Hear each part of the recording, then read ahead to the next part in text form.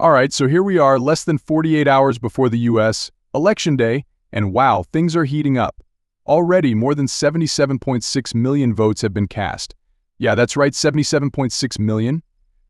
And according to some new polling, Kamala Harris, the Democratic candidate for vice president, is actually leading among early voters, especially in those critical battleground states. She's got an 8% lead among those who've already cast their ballots. I know, impressive, right? But here's the twist: her opponent, Donald Trump, has an edge among voters who are still planning to vote. They're likely to head to the polls on Election Day itself, and they're leaning his way. Interesting dynamic, isn't it? Now, this data comes from a New York Times and Siena College poll. It's showing Harris with a slight edge in 3 of those all-important swing states, while Trump's ahead in 1, and the remaining 3 are just too close to call. So really, this could go either way. The final push is on, and every second counts. Harris is out there on the campaign trail in Michigan, while Trump held a rally in Pennsylvania, which, by the way, took a pretty unusual turn. At his Pennsylvania rally, Trump brought up concerns about the bulletproof shields around him. Yeah, you heard that right. He complained about gaps in those shields, then kind of casually mentioned that if there was another assassination attempt, he wouldn't be too worried if it took out some reporters. He literally said, "To get me, somebody would have to shoot through the fake news, and I don't mind that so much." And then he went on to call the press seriously corrupt people. It's one of those moments where you go, did he really say that? Yeah, it's definitely something that raised eyebrows. And in response, Trump's communications director came forward, saying that Trump's comments were actually just an effort to look out for the safety of the media. Okay, that's one way to put it. But, his critics are not exactly buying that explanation, and it's adding another layer of controversy to this already intense election period. Now, let's look at some more updates from Trump's side of things. His campaign is not too happy with recent polling data, especially one from the New York Times and another one from Iowa's Des Moines Register, conducted by the Sulzer Company. They're accusing these polls of being intentionally negative to discourage Trump supporters, suggesting that the polls are making Trump's re-election look less probable to, dampen voter enthusiasm. And Trump himself took to his own social media platform, Truth Social, to express his views, saying, "No president has done more for farmers and the great state of Iowa than Donald J. Trump." All right, big statement there. Then, in Pennsylvania, Trump said something pretty bold. He told his supporters that maybe he should have just stayed in the White House. Yeah, despite losing the 2020 election, he's really emphasizing what he sees as his achievements, like claiming he left office with the safest border in U.S. history.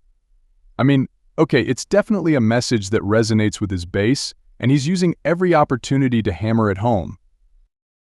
And, here's another interesting bit from a rally in Georgia. Trump brought up anti-immigration rhetoric, which he's pretty well known for, right? Then, he went on to say that he'd actually consider giving Robert F. Kennedy Jr. a role in his administration, specifically around health policy. He apparently told Kennedy, "You work on women's health, you work on health, you work on health, you work on what we eat. You work on pesticides. You work on everything." That's an interesting partnership idea.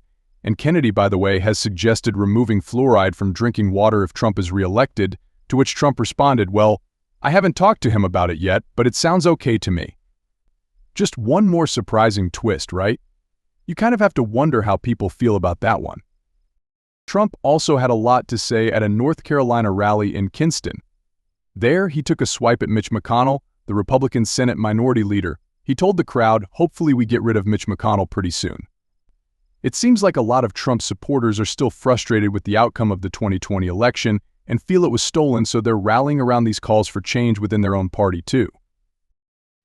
All right, now switching gears to Kamala Harris and what's going on in her camp. She's making her final pitch in Michigan, a state with a large Arab American and Muslim American population.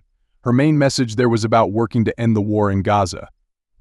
And it's clear why she's doing this. Michigan has about 240,000 registered Muslim voters. A majority of them backed Biden in 2020, but lately many Arab and Muslim Americans have voiced frustrations with the administration's stance on Israel's actions in Gaza. So yeah, she's addressing a big concern for that community, hoping to get their support. There was also a moment on the trail where Harris was asked about a pretty controversial measure on crime Proposition 36 in California. If passed, it would make it easier for repeat shoplifters and drug users to be put back in jail, reversing parts of Proposition 47, which had previously downgraded these offenses.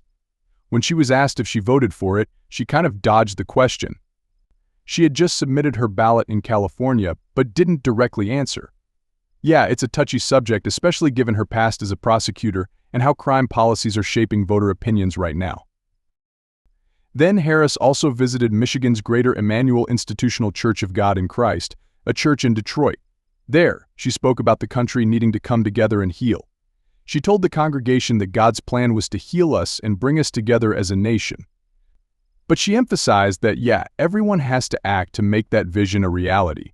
It's one of those moments where you see her trying to strike a note of unity and shared purpose, which is definitely a key message in her campaign. Now, on the lighter side, or maybe not so light, depending on your perspective, Harris recently appeared on Saturday Night Live, and it sparked some controversy. The Federal Communications Commission FCC Commissioner, Brendan Carr, called out her appearance, saying it violated the equal time rule that governs political programming. According to Carr, this rule is meant to prevent broadcasters from giving one candidate an unfair advantage by offering them more screen time. So yeah, there's some debate there over whether SNL was playing favorites on the eve of the election. Lastly, there's this news from Iowa. They've been given the go-ahead to challenge the validity of ballots from hundreds of potential non-citizens. This comes after a federal judge ruled in favor of the state's efforts to address illegal voting. Critics argue that this could threaten the rights of those who have only recently become U.S. citizens, but for now, Iowa is moving forward with these challenges. You can see how it's another layer in the whole issue of voting rights, legal battles, and election integrity that's been a big topic during this election season. So yeah, a lot going on, right? The candidates are pulling out all the stops with only a day or two left. It's like every speech, every poll, every ad, everything is just ramping up to this big, unpredictable climax.